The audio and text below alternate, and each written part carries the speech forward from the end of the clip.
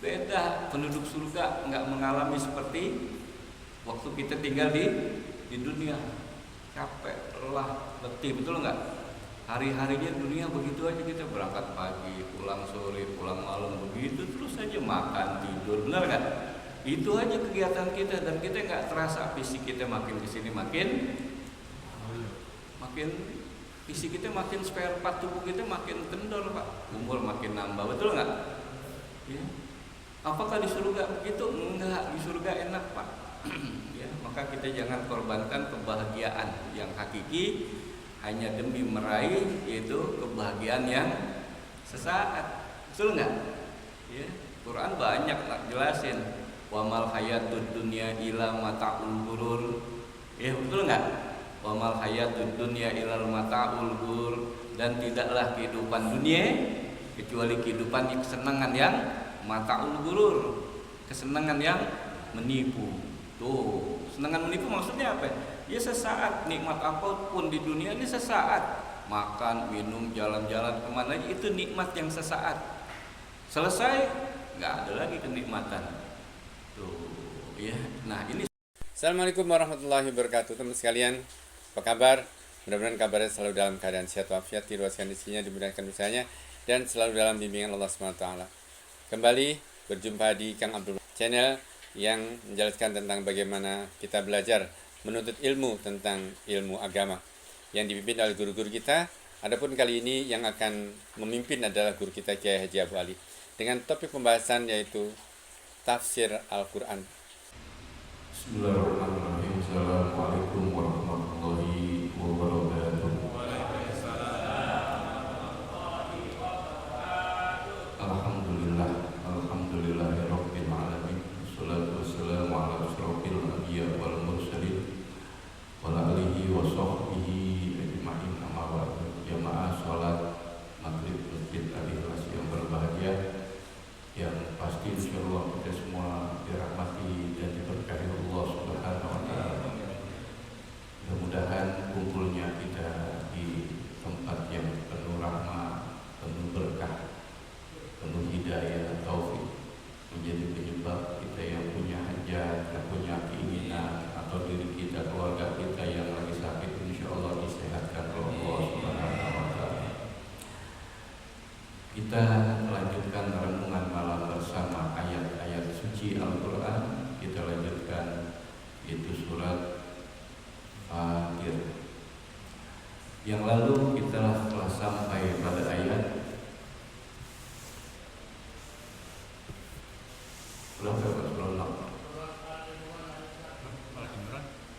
surat Fatir, lanjutin Fatir. Surat 35. 5 ya benar. Yang lalu kita telah sampai pada ayat yang kelima. Berarti malam ini kita lanjutkan ayat yang ke-6. Adapun di awal renungan kita sudah jelaskan bahwa surat Fatir ini karena ada penduduk Mekah, kafir Quraisy bertanya kepada Nabi, apakah nanti penduduk surga, penduduk surga nih, siapa penduduk surga?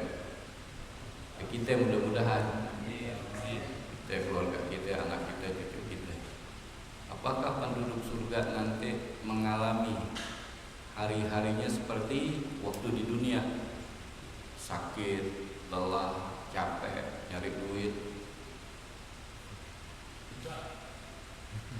keras keringat, banting tulang, ya, kagak ada enak-enaknya dunia ini, betul nggak? Selalu ada aja rusuh, ya, gaduh, ya, berutang. Nabi jelasin, turun surat Fatir ayat 35. Beda, penduduk surga nggak mengalami seperti waktu kita tinggal di dunia. Capek, lelah, letih, betul nggak? Hari-harinya dunia begitu aja, kita berangkat pagi, pulang sore, pulang malam, begitu terus aja, makan, tidur, benar nggak? Itu aja kegiatan kita, dan kita nggak terasa fisik kita makin kesini makin fisik kita makin, spare part tubuh kita makin kendor, Pak. Umur makin nambah, betul nggak? Ya. Apakah di surga begitu? Enggak, di surga enak Pak. Ya, maka kita jangan korbankan kebahagiaan yang hakiki hanya demi meraih yaitu kebahagiaan yang sesaat. Betul nggak? Ya, Quran banyak nak jelasin. Wa mal hayatud dunya illa mata'ul ghurur. Ya, betul nggak? Wa mal hayatud dunya illa mata'ul ghurur, dan tidaklah kehidupan dunia kecuali kehidupan kesenangan yang mata'ul ghurur, kesenangan yang menipu. Tuh, senangan menipu maksudnya apa? Ya sesaat, nikmat apapun di dunia ini sesaat. Makan, minum, jalan-jalan kemana aja itu nikmat yang sesaat. Selesai, nggak ada lagi kenikmatan. Tuh, ya. Nah, ini surat Fatir menerangkan ke sana. Ya. Nah, kita lihat ayat yang ke-6-nya sekarang. Apa itu ayat yang ke-6?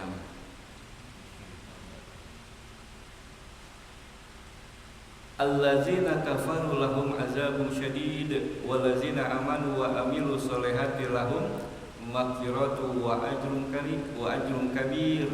Ayat 7 ya. Yang ke-6 ya. Inna syaitana lakum adu fattahizuhu aduwa innama yad'u hisbahu liyakunu min ashabi syair. Ayat 6. Inna syaitan, sesungguhnya setan. Syaitan mufrad. Kalau banyak setan asyayatin. Setan satu setan, banyak setan asyayatin, banyak setan. Nah kata Allah inna syaitan, sesungguhnya setan itu, nah kita harus tahu siapa setan. Setan itu sifat, watak, tabiat atau jenis. Setan ini dia berbentuk ya, berbentuk atau sifat karakter yang tidak berbentuk. Ya harus tahu ya setan itu sifat. Sifat siapa? Sifat dari jenis jin dan jenis manusia. Yuwaswisu fi sudurinas minal jinnati. Jadi setan itu kalau bahasa sederhananya sesuatu yang jauh dari Allah. Sesuatu yang jauh dari Allah. Atau sederhananya lagi setan itu sesuatu yang gak baik, gak bagus. Sesuatu yang jelek. Sesuatu yang jelek itu namanya setan. Atau sesuatu yang jelek, jahat. Jelek, jahat, itu setan namanya. Jadi yang namanya jelek, jahat itu namanya setan. Makanya sering kita lihat orang tua nih yang nggak ngerti agama, yang nggak belajar agama. Pada saat dia marah, kesel terhadap anaknya, anaknya nih bader, susah dibilangin. Apa bahasa Betawinya susah dibilangin? Hah? Itu orang tua spontan tanpa disadari kalau ngelihat kelakuan anaknya susah diatur nih, main handphone mulu, main game mulu, keluar kata-kata dari orang tua, dasar lo anak setan. Yang disebut setan anaknya atau sifatnya? Sifat dari jenis manusia, dasar lo anak setan. Kata anaknya gimana terusnya saat dia bilang orang tuanya dia anak setan? Kalau gua anak setan berarti bapak gua setan. Berarti gue keluarga setan ini. Harus jelas Pak setan ya. Setan itu sifat karakter yang nggak baik. Bahkan virus tuh, ya virus apa aja itu virus juga bisa disebut setan karena jahat dia. Itu setan. Nah Allah di sini terangkan inna syaitan, sesungguhnya setan itu lakum bagi kalian, bagi kita nih. Bagi kalian adu. Apa adu? Musuh. Udah diterangin sama Allah nih. Sesungguhnya setan itu bagi kalian adu, dia adalah musuh. Jadi musuh kita siapa? Setan. Dari setan jenis apa? Setan jenis jin dan manusia. Kalau setan jenis jin, nih setan jenis jin, bapak moyangnya setan. Ini bapak moyangnya nih. Bapak moyangnya setan namanya iblis. Namanya iblis tuh, itu setan dari jenis jin, namanya iblis. Apalagi terusnya tuh, setan dari jenis jin namanya. Ya, apalagi terusnya tuh. Hah? Siapa? Ajajil itu sama iblis dia sebutannya. Ajajil itu sama iblis. Iblis. Terus apa lagi sebutannya tuh? Jin ifrit, genderuwo. Masuk nggak genderuwo tuh? Pocong, kuntilanak, sundel bolong, memedi, apa namanya itu? Itu dari jenis jin, Pak. Setan dari jenis, kata Allah, jadikan dia musuh. Jadi setan yang dari jenis jin ada yang musuh, tapi nggak semuanya jin itu setan. Ada jin yang beriman, ada, Pak. Jin yang beriman, makanya dalam Quran ada namanya surat Al-Jin, surat jin. Ya. Nah, itu sebab turunnya itu ya di dekat kota suci Mekah itu. Nabi lagi sholat, jin pada ikut sholat berkerumun. Maka sekarang di Mekah ada namanya masjid jin. Itu orang kalau masuk ke masjid jin emang hawanya agak beda itu. Hah? Ada. Nah, jin Islam itu dia ngaji. Ya, jin Islam itu dia ngaji, Pak Surono tuh. Ya. Tuh di sebelah Pak Surono tuh kan, di sebelah itu ada Pak Surono, Pak Broto, itu ada itu. Ngaji dia gitu. Ntar dia habis ngaji, dia datengin tuh kaumnya, dia dakwah, dia ceramah. Cuman jin wilayahnya beda sama kita dunianya. Dia dunia gaib, kita dunia nyata. Ya. Dia gaib, dia nyata. Jangan dah kita jangan sok-sokan masuk ke wilayah gaib, ribet. Jangan yang gaib kita yang nyata aja udah ribet kita. Urusan dunia nyatanya aja kayak kusut kita ribet. Ya, setan jenis jin itu namanya iblis. Nah, setan jenis manusia, setan nih jenis manusia siapa ya? Fir'aun. Di zaman Nabi Musa, Namrus di zaman Nabi Ibrahim. Terus di zaman Nabi Muhammad siapa setan-setan jenis manusianya? Abu Jahal, Abu Lahab, Umayyah bin Khalaf. Terus siapa lagi tuh? Kemudian di zaman kita siapa setannya?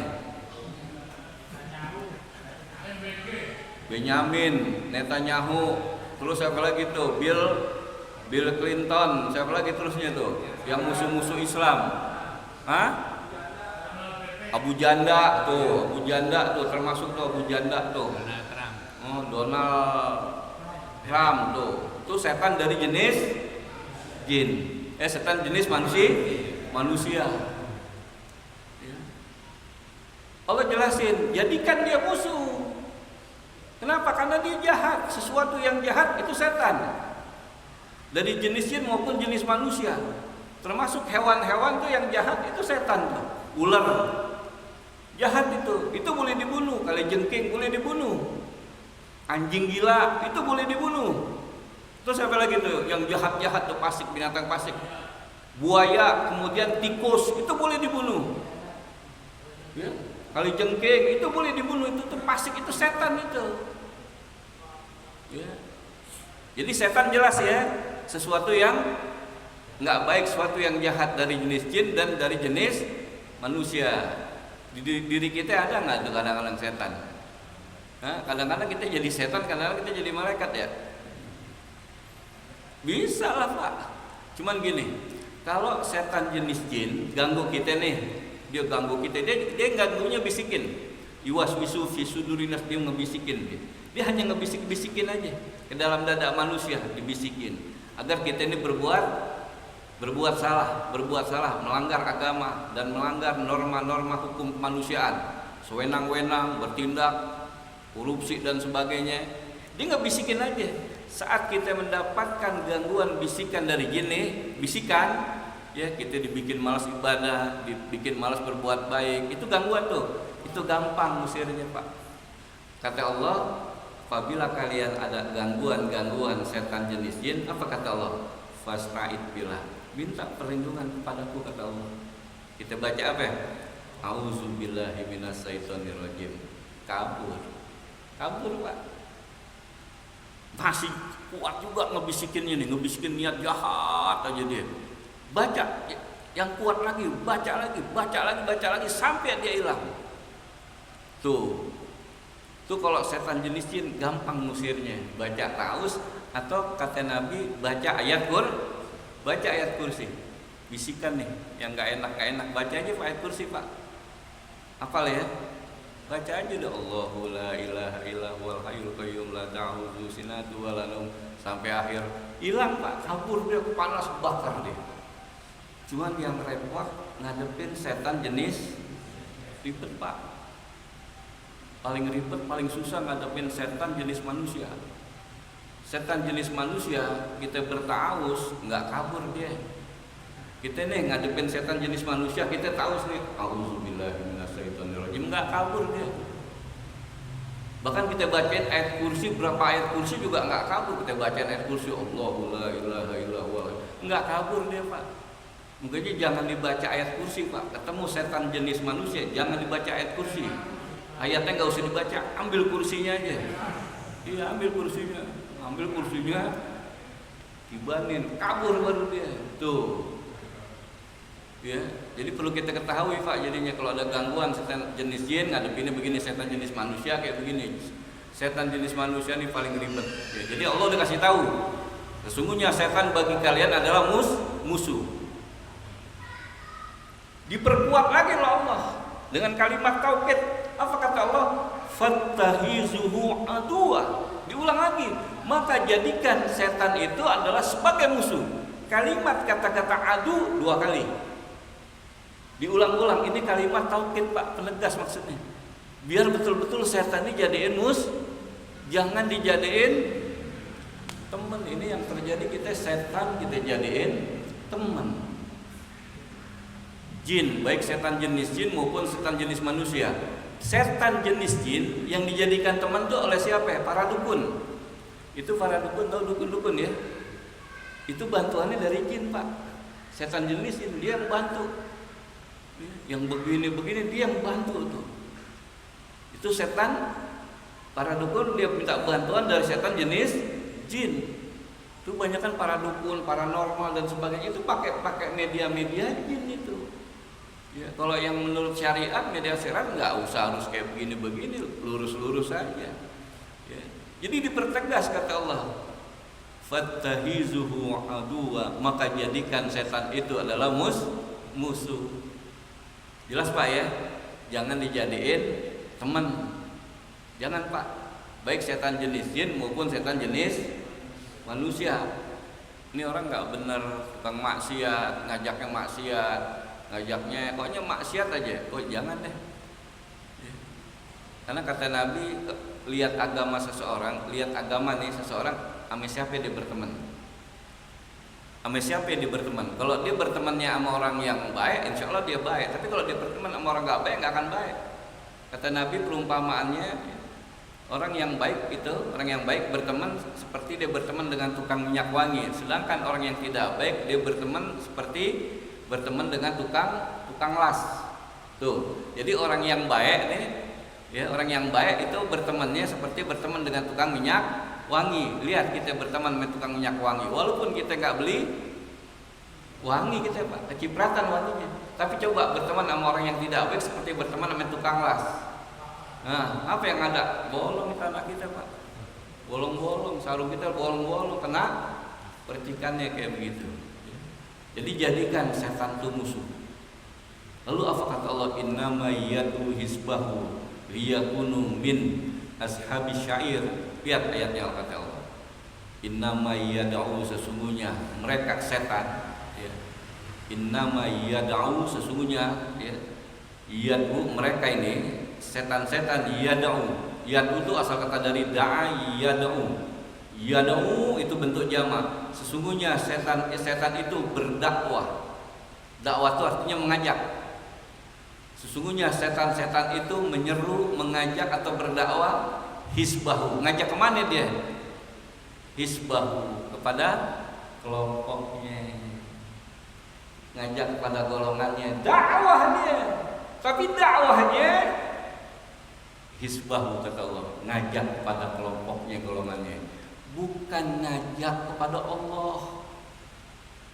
Yang ada Allah perintahkan apa kepada Nabi? Ya Rasul, ud'u ila sabili rabbik bil hikmah wal mau'izatil. Ya Rasul, ajak manusia yaitu ke jalan Tuhan. Ngajaknya kemana Rasulullah? Ngajak kepada Allah. Jadi ngajak manusia untuk kembali kepada Allah. Tapi setan kemana dia ngajaknya? Hah? Hisbahu, ngajaknya kepada kelompok, ngajak pada golongannya, ngajak kepada alirannya. Yang asalnya nih di masa Rasulullah Islam alirannya banyak nggak? Ada aliran nggak? Ada kelompok-kelompok nggak di masa Nabi? Ada nggak? Nggak ada Pak, Islam aja satu. Islam aja satu udah. Nggak ada tuh Mu'tazilah, Syiah, Khawarij, Jabariyah, Qadariyah, macam-macam, nggak ada. Yang ada satu udah. Dan Rasulullah saat itu ngajak ke Allah, ngajak ke Islam. Ya harus jelas kita Pak. Sekarang banyak soalnya aliran-aliran kelompok mengatasnamakan Islam, mengatasnamakan agama, mengatasnamakan Quran Sunnah, tapi ngajaknya kemana? Kelompoknya. Kalau sudah ada di kelompoknya, sudah ada di golongannya, maka diikat dia di situ. Di situ adanya nanti baiat, janji terhadap kelompok gerakannya. Maka dia loyalitasnya terhadap kelompok dan gerakannya. Kalau dia sudah berada di kelompok itu, maka dia akan ditugaskan setiap anggota kelompok membawa misi mengajak orang lain masuk ke dalam kelompok golongannya. Itu yang ada terjadi sekarang di Indonesia kayak begitu. Bahkan di dunia. Dia ngajak pada kelompok golongannya. Kita pernah nggak ada yang ngajak kelompok golongan? Atau mungkin pernah masuk satu aliran kelompok golongan? Pernah diajak kelompok golongannya? Pak Broto pernah juga. Terus masuk nggak? Kenapa nggak masuk? Beda aliran. Macam-macam tadi aliran kelompok ini Pak. Pemikiran pemahamannya. Ini yang paling parah itu paham seperti paham Khawarij. Ini paham Khawarij ini pemahamannya ya. Orang di luar kelompoknya, di luar golongannya kafir. Ini Khawarij nih. Khawarij itu kelompok golongan itu di masa sahabat Sayyidina Ali. Bahkan yang bunuh Sayyidina Ali itu kelompok Khawarij itu. Sayyidina Ali dibunuh oleh kelompok Khawarij namanya Abdurrahman bin Muljam. Quran hafal 30 juz. Tiap malam tahajud, siang dia berpuasa. Tapi dia punya pemahaman pemikiran, merasa kelompoknya yang paling baik. Di luar kelompoknya kafir. Maka Sayyidina Ali dibunuh oleh kelompok Khawarij. Yang asalnya Khawarij ini pendukung Sayyidina Ali. Ngeri Pak. Itu di masa sahabat itu. Apalagi sekarang kita di masa kita hari ini, di akhir zaman yang banyak fitnah gitu.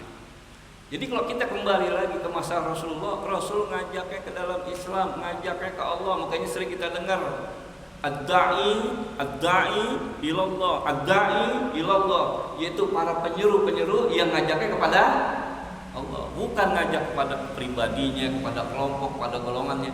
Tapi kita lihat setan kemana? Yad'u hisbahu, mengajak menyeru kepada kelompok dan golongan. Jadi Pak Broto, Pak Surono pernah, Mas udah masuk belum?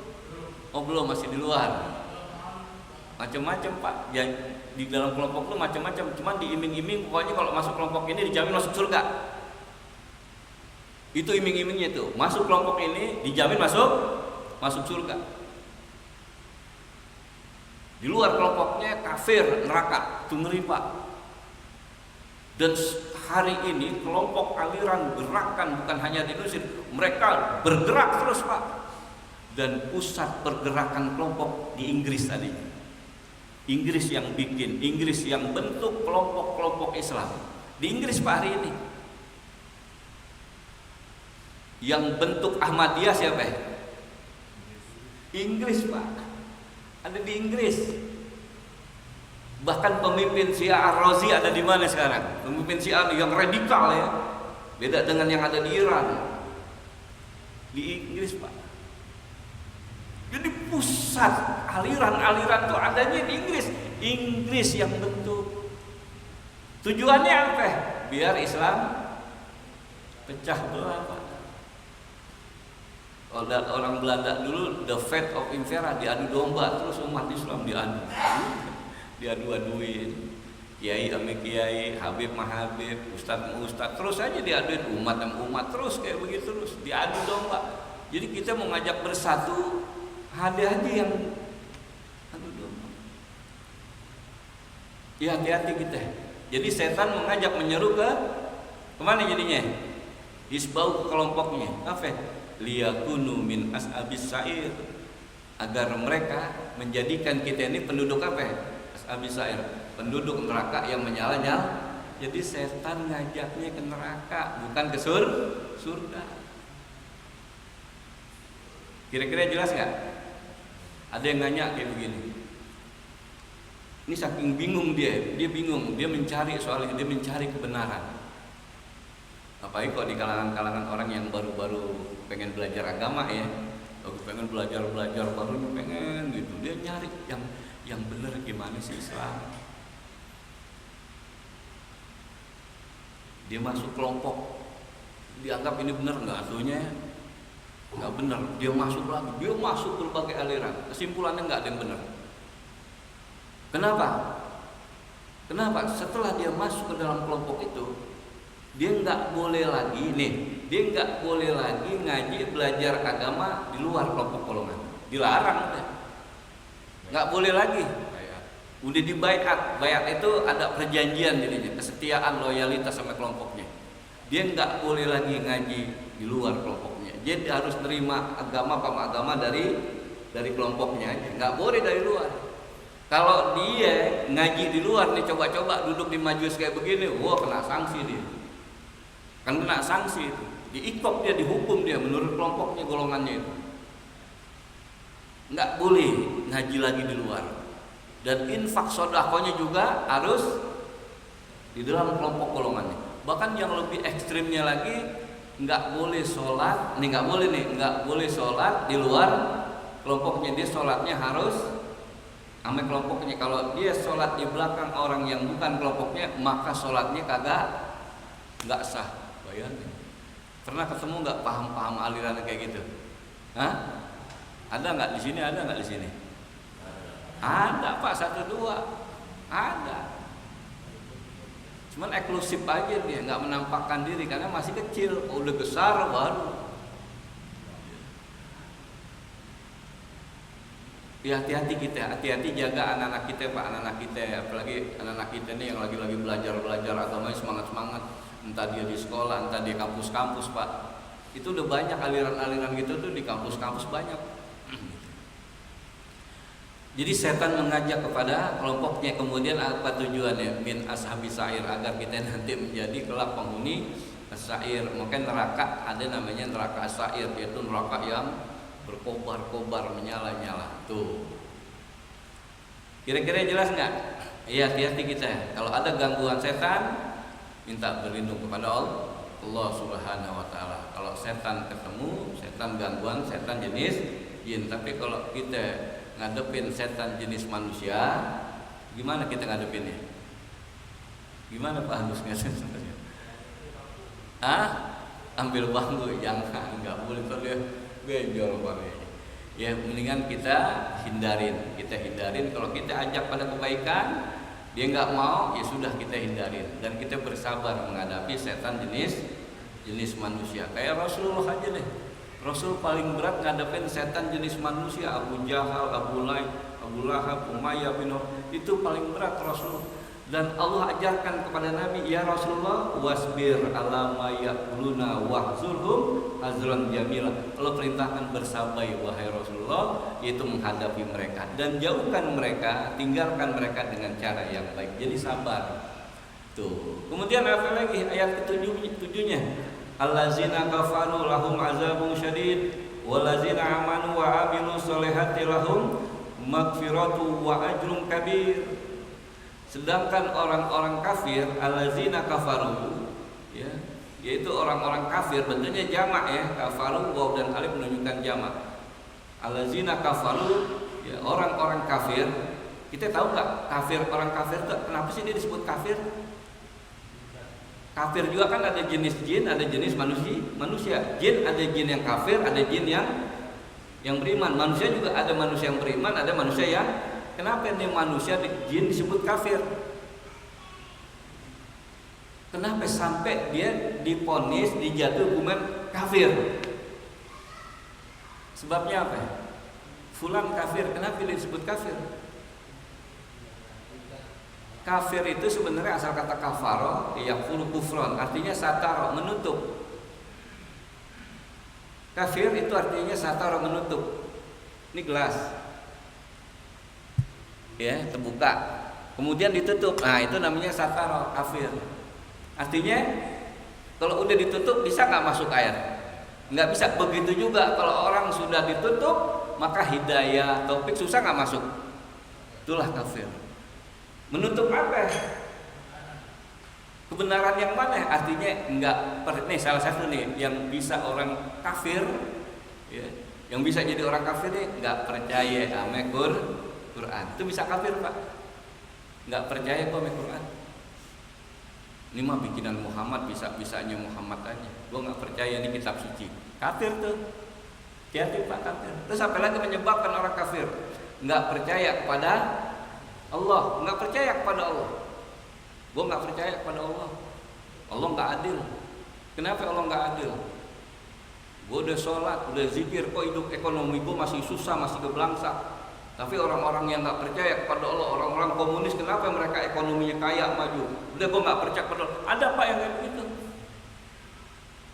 Kafir itu, nggak percaya kepada Allah dan nggak percaya kepada Rasulullah. Kafir pak.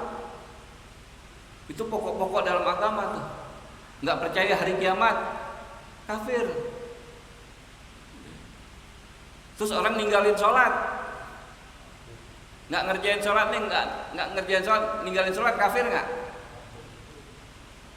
Kata Nabi, pembeda antara orang beriman dengan orang kafir apa ya? Sholat. Hati-hati loh, ninggalin sholat juga kafir. Terus gimana? Orang yang ngaku beragama Islam, di KTP-nya Islam, betul nggak? Banyak nggak? Terus masih banyak yang nggak sholat. Coba sensus di RW sini, mana Pak RW? Data, ada berapa orang Islam di sini? Taruhlah ada berapa orang Islam di satu RW? Ada 1000. Terus yang sholat berapa? Yang nggak sholat berapa?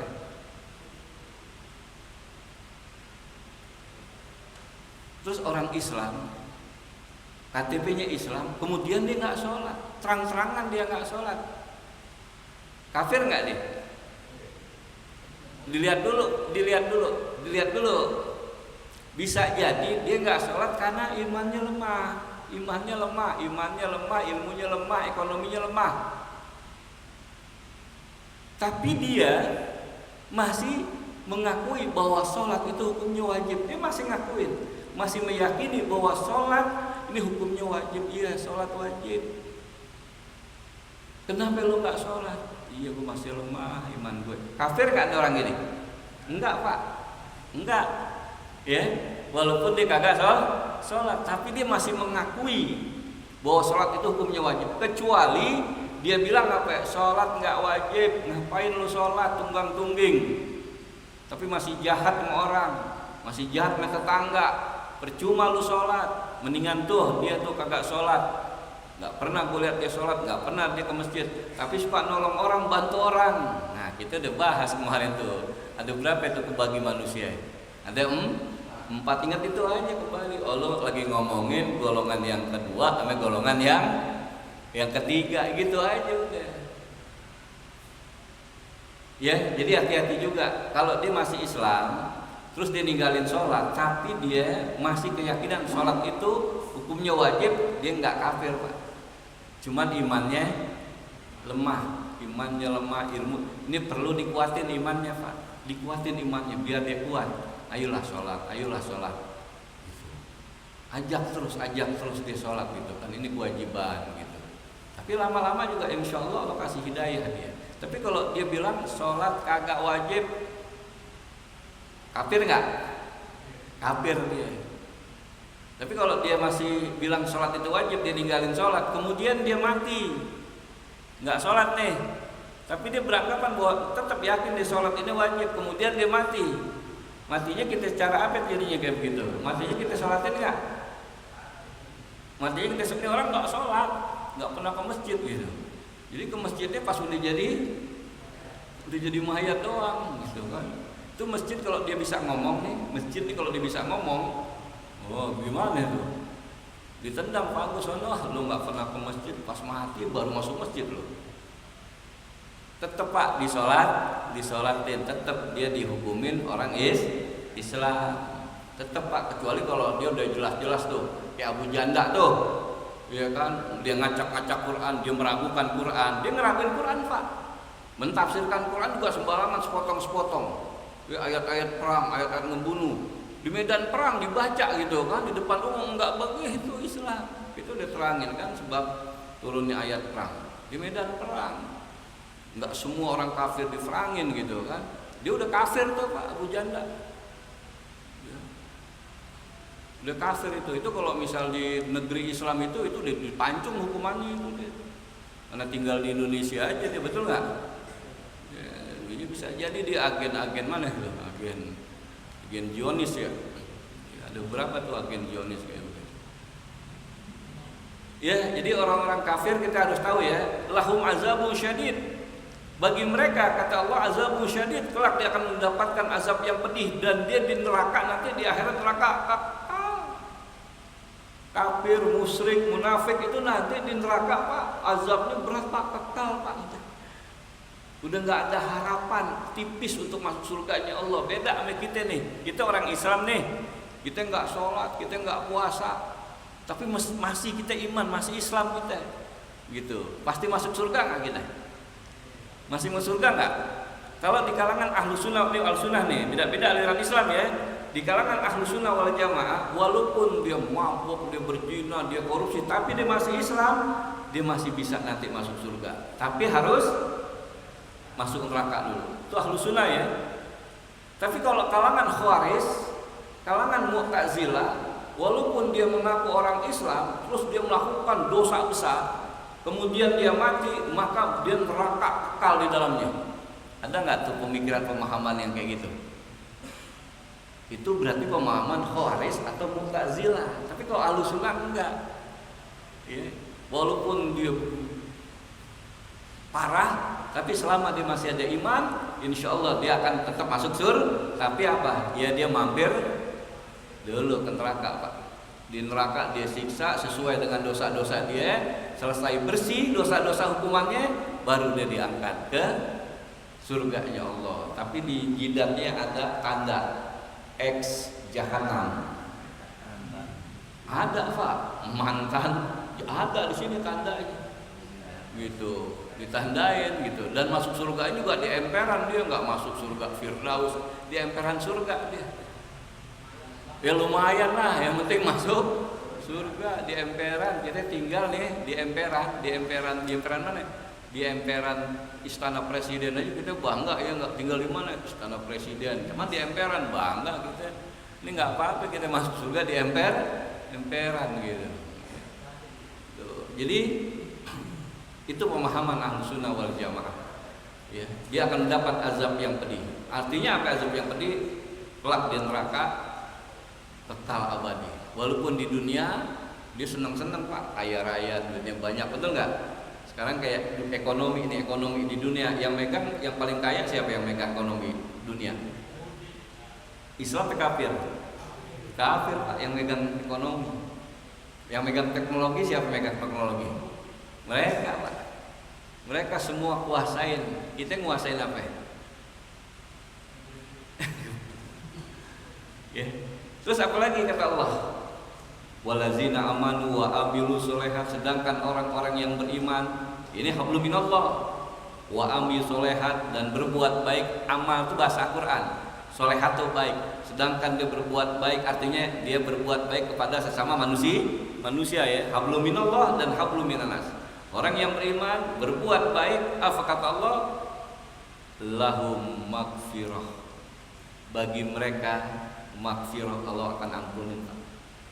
Kata-kata maghfirah Allah ampunin berarti ini orang beriman yang beramal soleh punya dosa enggak dia? Punya dosa, Pak. Ada dosanya.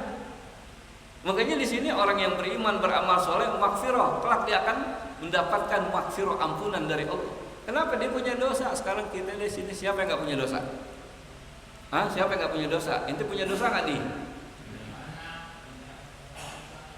Punya, Pak. Apalagi aneh, Pak. Banyak dosa aneh.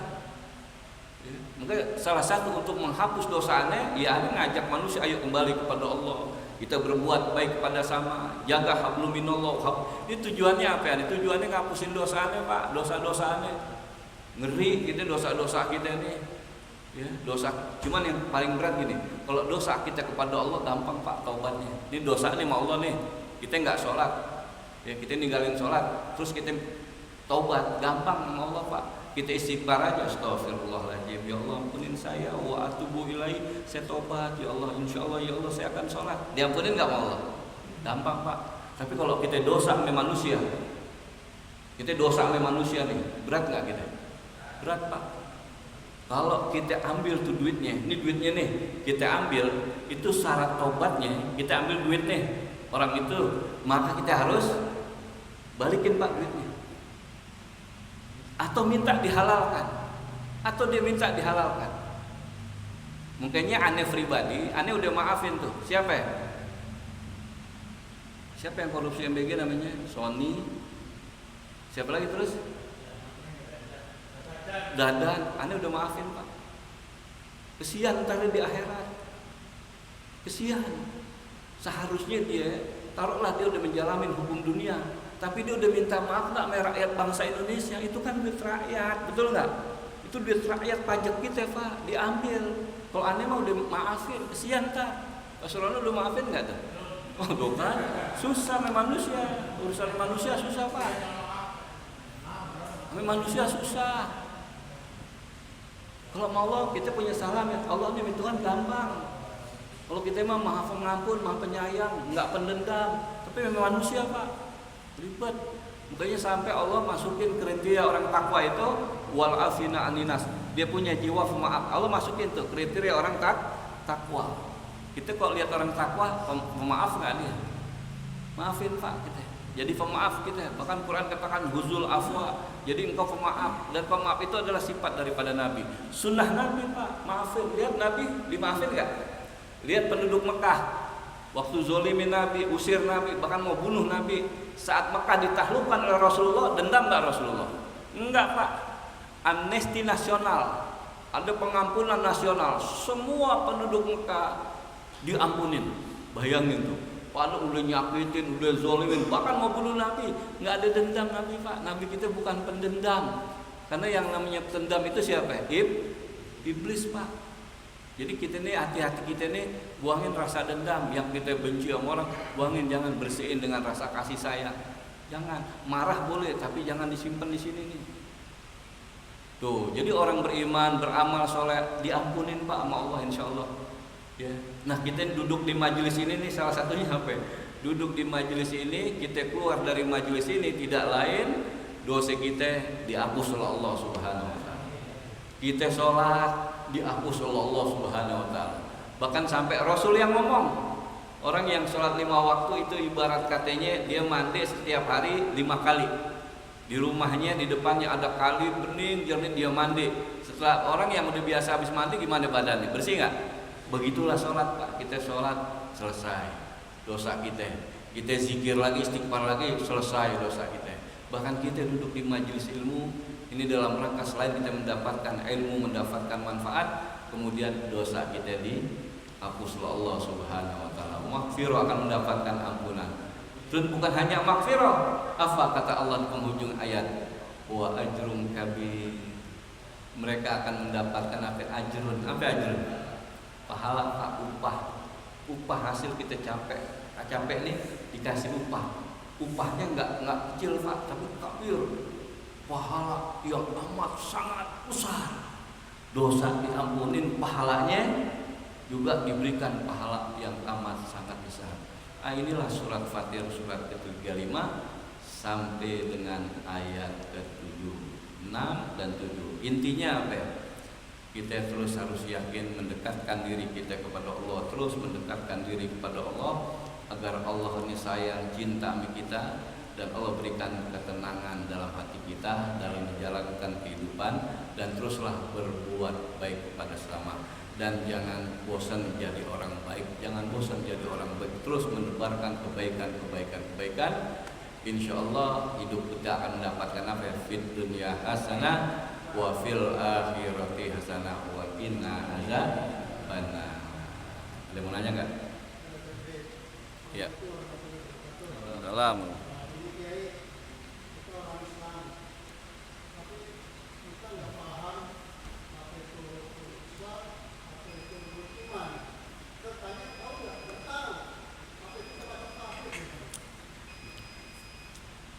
Kita orang Islam, kemudian kita nggak tahu ilmu, intinya deh ya, nggak tahu ilmu, nggak tahu itu iman Islam, terutama ibadah sholat deh yang setiap hari ya. Kalau haji puasa kan tahunan, ibadah sholat deh. Ya, dia nggak tahu di dalam sholat ada rukun, di dalam sholat ada sunnah abad, ada sunnah hayat, dia nggak tahu. Terus dosa nggak dia? Dosanya karena dia nggak mau tahu, artinya kagak mau belajar. Orang yang jahil, yang nggak tahu agama, dosanya di mana? Dosanya karena kebodohan itu, karena dia nggak mau belajar, dia nggak mau mencari ilmu agama. Padahal yang namanya ilmu agama wajib nggak hukumnya. Nah, dia tinggalkan hal yang wajib, sehingga akhirnya dia nggak tahu rukun iman itu apa, ada berapa, rukun Islam itu ada berapa, terus bagaimana makna rukun Islam, bagaimana makna rukun iman. Ya, kemudian bagaimana dia mentauhidkan Allah, jangan sampai mempersekutukan Allah. Dia nggak tahu, kenapa? Karena nggak taunya karena kebodohan. Kenapa dia bodoh? Karena nggak mau belajar. Nah, kita duduk di majelis ini dalam rangka apa? Dalam rangka ngobatin penyakit yang namanya bloon. Anda masih bloon Pak Agus, makanya Anda belajar gitu. Dengan belajar Anda pinter, belajar lagi pinter. Gini, kita buka Quran, buka hadis, buka ilmu deh. Semakin kita buka, semakin kita mendapatkan hal-hal yang baru. Buka lagi, murojaah lagi, kita akan mendapatkan hal-hal ilmu yang baru. Dan terus kayak begitu. Makin dalam kita gali, makin kita gali, maka kita akan mendapatkan air itu yang jernih. Begitu juga Quran, begitu juga ilmunya Allah. Dalamin terus Pak.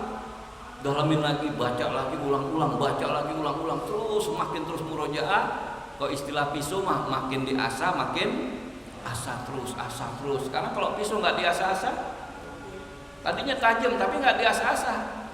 Biasanya pas mau kurban doang. Tumpul. Begitu juga akal kita nih Pak, kalau nggak kita pakai buat mikir-mikir tumpul Pak. Mungkin ini kita mikir, cuman kita kadang-kadang nggak mau mikir sih kita. Ya, apalagi kita lihat dalam agama Islam ini ilmu alat banyak Pak. Alat-alatnya untuk memahami Quran hadis itu alat-alatnya salah satunya ya ilmu bahasanya, nahwu, sorof, balaghahnya, mantik, ma'ani, bayan.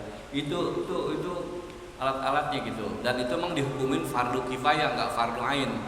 Ya, tapi buat kayak aneh begini udah masuknya fardu ain, harus belajar terus.